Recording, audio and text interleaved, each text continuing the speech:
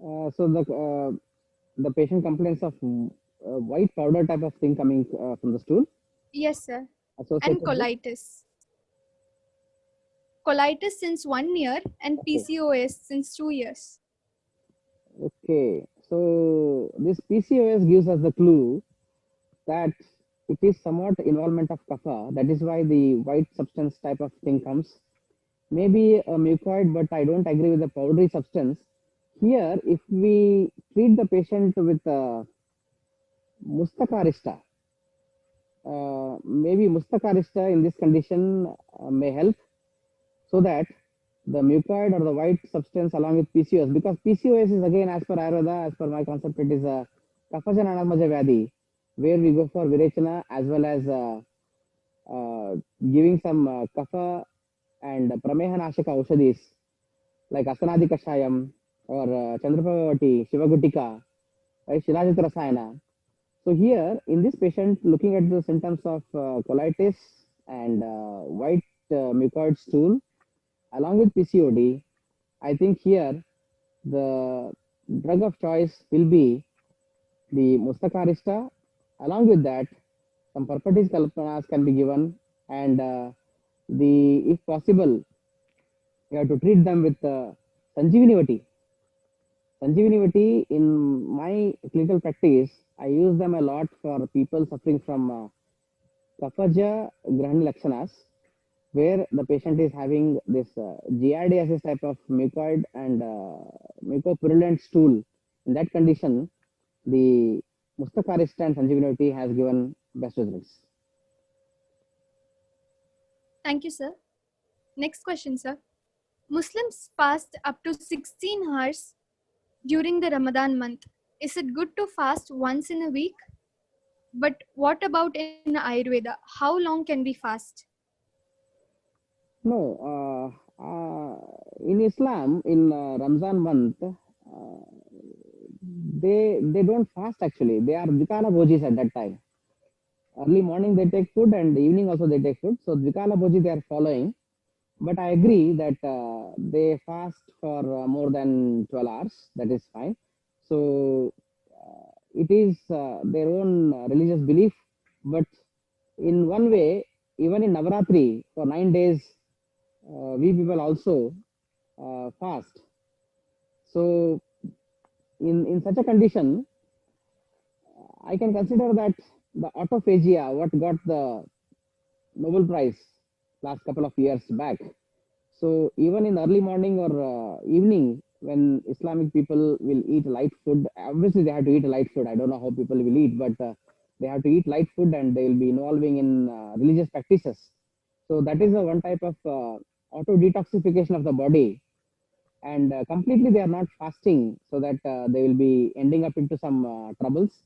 But we do see after the month of Ramzan, we do come across some patients coming with weakness or some other complaints of migraine and all. So that is fine. And gastritis also, some people will get gastritis. So after some days, they will say that, sir, I got amlopita type of symptoms. So I stopped the fasting. So I don't think that they are completely fasting. And to a certain extent, logical fasting by eating light food 2 times a day, early morning and early evening, and if it's permitted, they can drink some warm liquids. I think it's not permitted, but I don't think that it is too much dangerous. But if you fast, obviously, for more than 6 hours, the catabolic activity starts in the body. Because Viyamina Tajet, I told in Yoga Ratnakara, more than 6 hours you should not stay without any meal or anything supporting for the Agni, or as Agni starts doing the Dhatu Paka. Once you're not giving food to the Agni starts doing the Dhatu Paka. That itself, I can call it as autophagia. The Amapachana is done. It is somewhat good to some extent, but if it's too much, then the patient will end up into Daurbalya, etc. symptoms. Thank you, sir. Next question, sir. Differential diagnosis between Vataja Gulma, Vataja Grahani, and Pliha Roga. Yes, wonderful question. Vatajigulma, the Pratyatma Lakshana of Vatajigulma is Ruja Sthana Samsthana Vikalpam. Whereas in Grahani, this is not the condition. In Grahani, it is Atopa Sashabda Fenavat. And I know Vistamba is there, Sadhana is there, Aruchi is there, Alasa is there, all these aksharas are there. Whereas in Vata Gulma, the patient will complain of distension of the abdomen any either 5 sides of Gulma, like either Hrudaya Pradesha, 2 Parshvas, or Nabhi, or the Basti. So Gulma is not tumor here, my dear friends. Gulma is just a collection of air, vata, gas inside a particular part of your stomach, that is in the intestines. So if the vata is collected in the stomach, then we call it as the vata gulma present in the hrudaya area. If it is present in the small intestine and grahani, we call it as in the nabi area. If it is in the large intestine like sigmoid colon, we call it as basti area. If it is in the ascending colon, then definitely it is in the right flank. If it is in the descending colon, then it is in the left flank. So the Pratyatma Lakshana of Gulma is a palpable distension of abdomen, which is not there in Grahani, as well as in Pliha, it is only in the left hypochondric region, which is progressive towards the umbilicus in the inferior part. Whereas in Grahani, we don't see the palpable localized distension of the abdomen as we find it in Gulma and Vataja, Pliha Roga. Whereas in Pliha Roga, we have other lakshanas of Plihodara, whereas in Grahani, we don't have like that.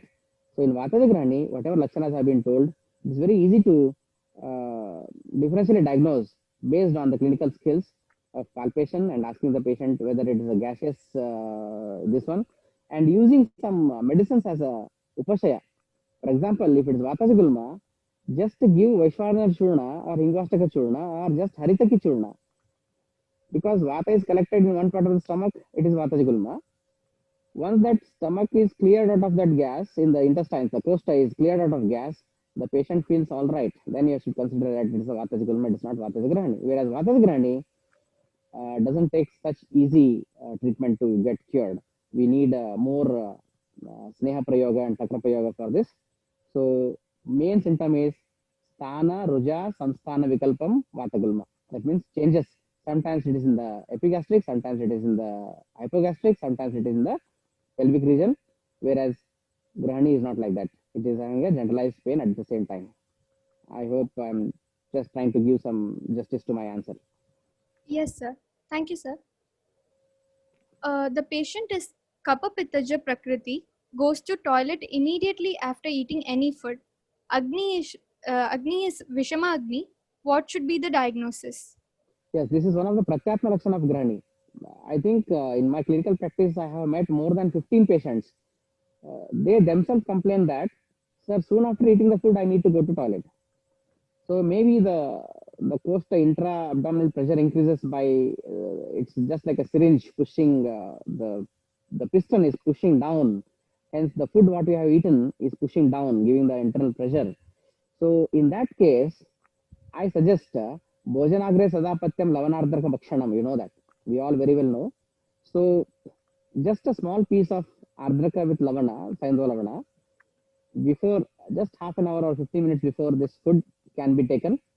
And along with that, along with the food, the patients gradually just a roasted cumin seed powder, Jiraka, roasted fennel and cumin seed powder can be mixed with takra, and along with food only, they can sip this takra, and gradually, I think the patient will be benefited out of this. Yes, sir. Thank you, sir. Next question, sir. How to understand if the doshas are present in Amashaya or Pakvashaya prior to Vaman and Virechan?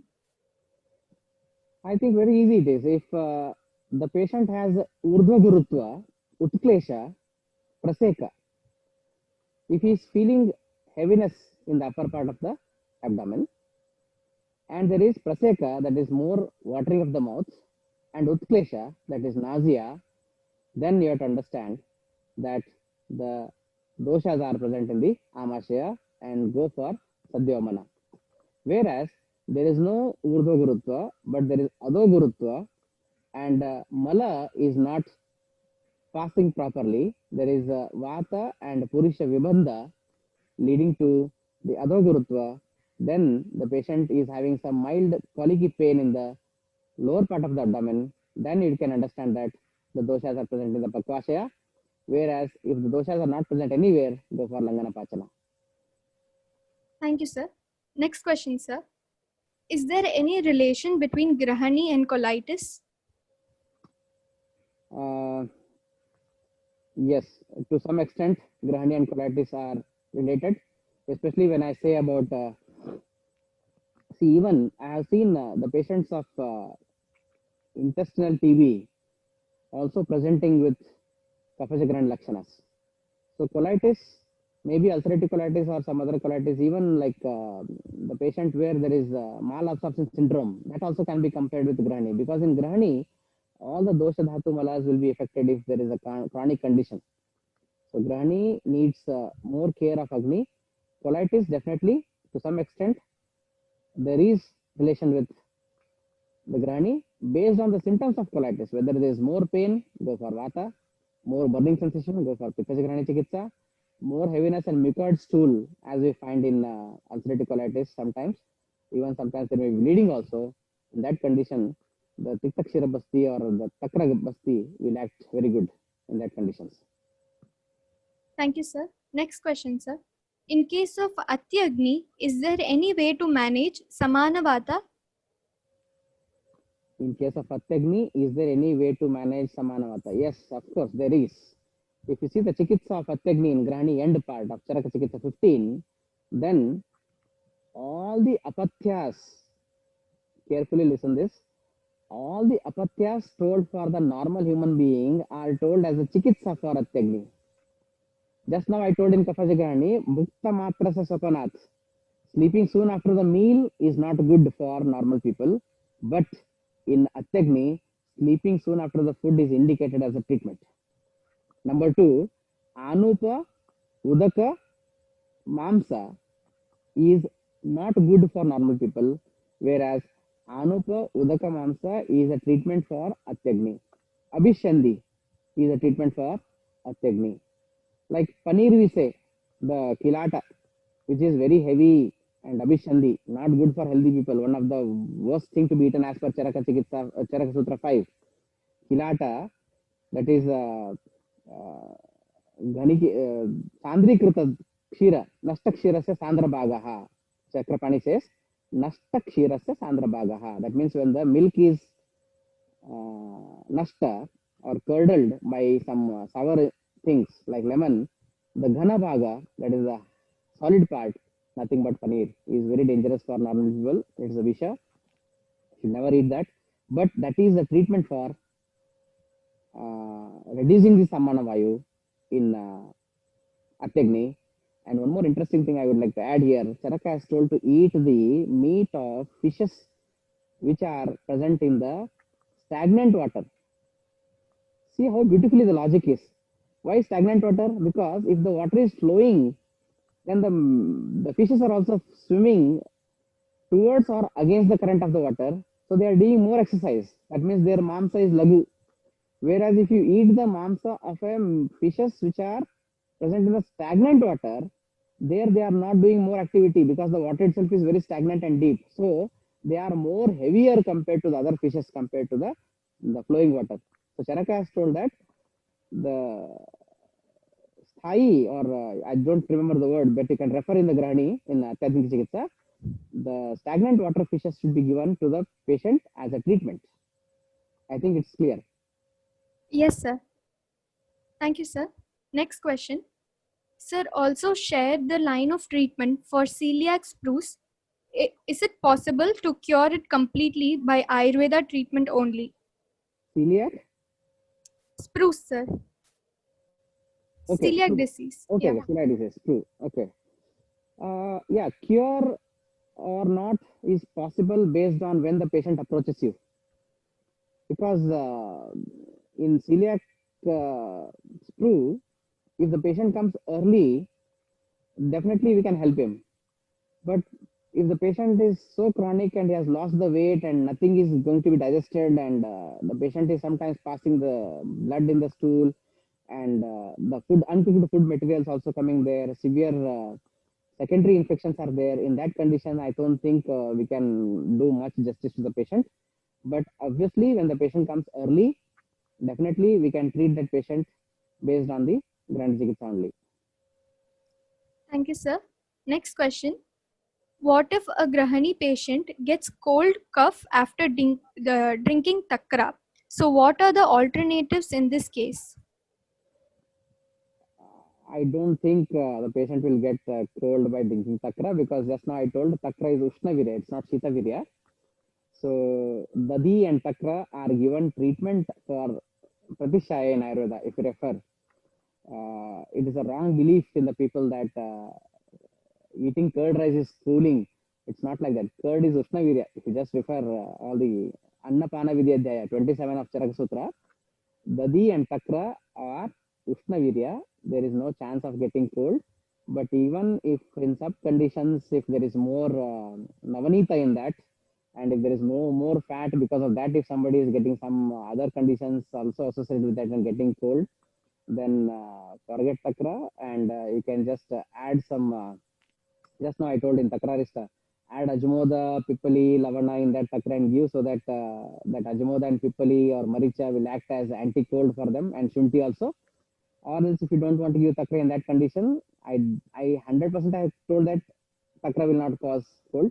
In that condition, if you think so, then go for the mustakarista or pippaladarista or even jirakadarista. They are very good for the management in that condition. Thank you, sir. Next question. Differential diagnosis between Atisara, Pravahika and Grahani. Atisara, Pravahika and Grahani. Very Yes, simple. sir. Atisara is, of course, Gudena Bahudravasaranam Atisaram. Pravahika, Samala, Alpa, Kuntanayukta Mala Pravritti. Pravahika has not been told as a separate disease in Charaka, but it is symptom of Kafaja Atisara. So there, the patient will be having more straining. The patient will feel like defecating. He will go and sit in the toilet for like 10, 15, 20 minutes, half an hour he will sit, nothing comes out, just a small piece of kapha and some mala will come. That's why I said alpam kapha mishrita mala ati kuntana yukta. Kuntana means training. That is the pratyatma lakshana of pravahika, because more pravahana, that is why it is pravahika. Whereas atisara, it is again gudena bahudrava saranam, more liquid stools in atisara, whereas in grahani both are absent. Sometimes there is loose stool, sometimes there is hard stool, sometimes there is dry stool, sometimes there is constipation. So Grahani behaves very weird, very weird. It's a very complicated condition. Pathology is very complicated because Agni is the major factor here. So I think I answered the differential diagnosis between Pravahika, Atisara and Grahani. Yes, sir. Thank you, sir. Next question, sir. Sir, as we know Grahani is psychosomatic, is it necessary to concentrate more on Manasika Chikitsa rather than treating the doshas and Agni? Not just Manasika Chikitsa, because even though in Nidanas you see Shoka, Dukha, all these have been told, but they are told in a little bit of, they are given less importance here. Whereas if you see, the more importance is given to Ahara Vidhi. Jiva Lavalya, Yohi Bhunkte Vidim Tektva, those are not eating properly. So Agni is important first here. But if you feel there are more psychosomatic Nidanas, then Sattvajaya, I have told in my presentation, Sattvajaya Chikitsa definitely helps. It will definitely help, but Sattvajaya Chikitsa is not only the treatment. Sattvajaya Chikitsa should be uh, given due respect along with the treatment of Agni. Thank you, sir. Next question, sir. Why people have more belching after heavy food or during the time of food? What is the reason? And tell me what's the medicine, please. Belching is normal for everyone, but if it is too much, then definitely something more vata karaka they have eaten. Because during the process of digestion, you all know that some gas bubbles are released inside the stomach. So that air, because of its lightness, when the bubble bursts open, the air tries to move up because of it is against the gravity. Hence, little bit of belching is very common. Little bit of belching is very common in after the food. But if it's too much, then obviously it may be a early warning sign of Vata Grahani. Thank you, sir. Next question. If a person is having indigestion, they take gelucin in allopathy. What can we take in Ayurveda? Yeah. Was it indigestion or? Yes, sir. I think they are confused. Gelusil is not given for indigestion. I think it is given for gastritis, like Amlapitta Lakshanas. So, okay, fine. If it is indigestion, instead of what you said, Gelusil or whatever it is, the replacement for that in our Ayurveda, if it is for indigestion, then I said Lavanarthaka Bhakshanam is best. If it is gastritis, then the simple Avipathikar Churna or even the Kashaya made with Nimba Patola Amrutotra Kashayam, or even Patola Katuranyadi Kashayam, that type of liquids can be taken for preventive measures for gastritis. Thank you, sir. Next question. How to manage increased malavega during menstruation? How to manage increased Malavega during menstruation? I don't understand the logic behind this question because Mala, I do get something hidden in this because Shukrartava Shakranmutra Garbha Nishkramana Kriyaha is Apanavata. So maybe they are thinking that by stopping the Mala, whether it is affecting the Artava flow or what, I don't think like that. But if you use simple Kutajaganavati or just Agnitundivati or even simple medicines like Bilva, Bilva Palamajja or Bilva Twak or even Dadima Twak for the conditions like Atisara, there it can be managed or just simple Langana because in Atisara, Amatisara, Natu Sangranam Devam Purma Amatisarane, don't try to stop it unless until you are strong and your Agni is good and your health is proper. Even if it's in the case of menses, don't try to stop it until you get Balahani. Let it go. But if you feel more weakness and you really want to stop it, then I think the Adimastika Churna or even the Kutajaganavati or the Indrayava, they are all beneficial. Thank you, sir. Next question. Please explain about Sangraha Grahani. Yeah, some other acharyas have told about Sangraha Grahani, Gatiyanta Grahani. These two are added by the latent acharyas. In Sangraha Grahani, the conditions of Sangrahana Guna, the Grahana Guna is more. So there, I think in Sangraha Grahani, the Chikitsa told is not that anything apart from that, but you can definitely use the same lakshanas of same treatment mentioned in the Vata Grahani for Sangraha Grahani. And obviously, I didn't come across some special patients of Sangraha Grahani here, but I think the line of treatment of Vata Grahani will be more helpful for Sangraha Grahani also. Thank you, sir. Next question, sir. Can colitis patient take heavy food like meat? No, Okay, they sir. should not eat because, yeah, I do agree. The question is asked very wisely because the Kravya Mamsa has been told for the chronic Grahani patients. Kravya Mamsa means the meat of meat eating animals. So, there because the patient has lost so much of weight and he has become malabsorption syndrome, leading to patient is almost too much weak. So Kravya Mamsa Rasa should be given, not Mamsa. Meat proper should not be given here because it cannot be digested and it will worsen the condition of Grahani. So not to advise. Thank you, sir. It looks like we have covered all of our questions, sir. Thank you again for sharing your valuable time with us.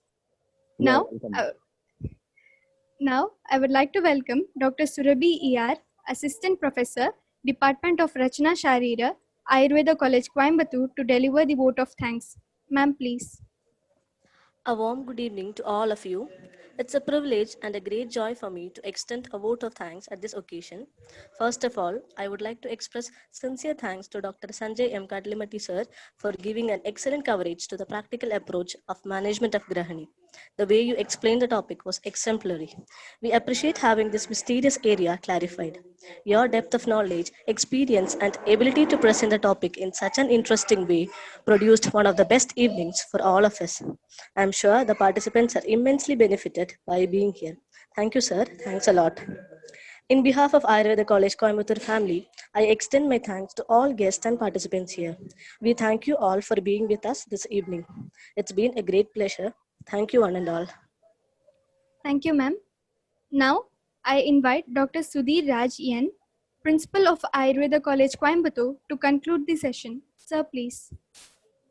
Okay, thank you, Dr. Sanjay M. Kadlimati, sir, for sharing your valuable experience on the topic, a practical approach towards the management of Grihani. It was a wonderful session. He had discussed elaborately about different conditions in Grihani with Ayurvedic perspective and usage of different combinations of medicines which can be used in the practice. So on behalf of Ayurveda College Coimbatore and Diksha e-learning, once again I thank Dr. Sanjay Kadlimati, sir, for taking time and sharing your valuable experience.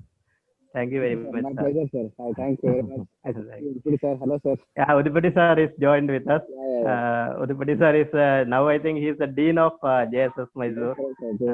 He is my senior. Bagalkot. We both shared a very wonderful golden years of Bagalkot. Yes. Thank you for joining, Rajesh Udupati sir. Yes, sir. Yes, sir. I think Udupati sir muted. I felt very happy to come across so many questions because an Yeah. academician is very happy when he gets more questions, and that means the listeners are very vigilant and they are active. So I should wholeheartedly, this is one of my best presentations of my lifetime. So I should Thank you. definitely congratulate and thank the Ayurveda College Coimbatore, my dear senior friend Sudhir sir, and the Diksha e-learning source for giving me this opportunity for sharing my experience with all the esteemed delegates present in this conference. Sanjay, it was very nice presentation. I am lucky to spend my time as an academician after a long time. Really, after 8 years, I am sitting ideally for 1 hour for your class. Very nice presentation, very nice questions, and everything is answered. I am very happy that Sanjay is our friend and Sudhir is doing well, and I am very happy for all the alumni of the Hubli. Thank you. Continue. Thank you. Sir, Thank you. sir, you are lucky that you are sitting and listening, but I and Sudhir sir will not have that blessing. Okay. Don't worry. Time will come. We have to pass the time. Let's see. Okay. Yes. Do well. Okay. Thank you. Thank you very much. Bye, sir. Bye. Bye. Good night. Will you leave the session? Good night. Good night, sir. Yeah. Thank you, sir. We have come to the end of our session. Dear delegates, our next session of Diksha Free webinar series will be conducted on the 2nd of September from 7 to 8:30 p.m. In the next session, we will be discussing about Aushadha Yoga Jnana applicability in clinical practice by Dr. Shushmita, Assistant Professor,